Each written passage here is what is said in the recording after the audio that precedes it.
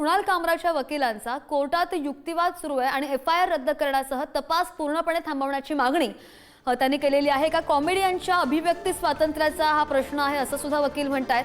FIR नुसार कोणताही गुन्हा होत नाही असंही वकिलांचं म्हणणं आहे। तर एका गटासाठी मशिनरीचा वापर केला गेला आहे असा युक्तिवाद वकिलांनी केलेला आहे।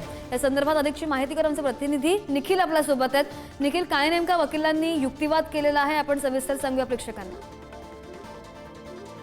कामरा याच्या विरोधातच गुन्हा दाखल करण्यात आलेला आहे। त्याच्यावरती आज उच्च न्यायालयामध्ये सुनावणी आहे ती पार पडत आहे आणि याच सुनावणीच्या दरम्यान कुणाल कामरा याच्या वकिलांनी युक्तिवाद करत हा जो संपूर्णपणे गुन्हा आहे तो रद्द करण्याची मागणी आहे ती करण्यात आलेली आहे। तसंच कुणाल कामरा याला उपस्थित न राहता त्याच्या जीवाला देखील मुंबईमध्ये आल्याच्या नंतर धोका आहे असं देखील त्याच्या वकिलांकडून सांगण्यात आलेलं असून त्याचे खूप सारे जे पुरावे आहेत आणि दाखले आहेत ते देखील या ठिकाणी कोर्टामध्ये मांडण्यात आलेले आहेत।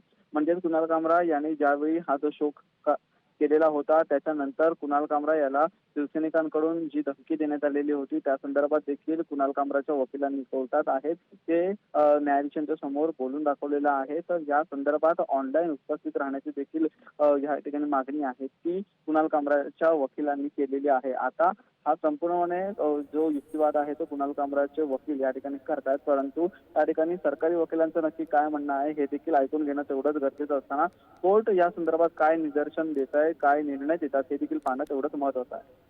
अगदी अगदी युक्तिवाद सुरू आहे, मात्र काय सुनावणी होते याकडे लक्ष असेल। अपडेट घेत राहू निखिल, धन्यवाद दिलेल्या माहितीसाठी।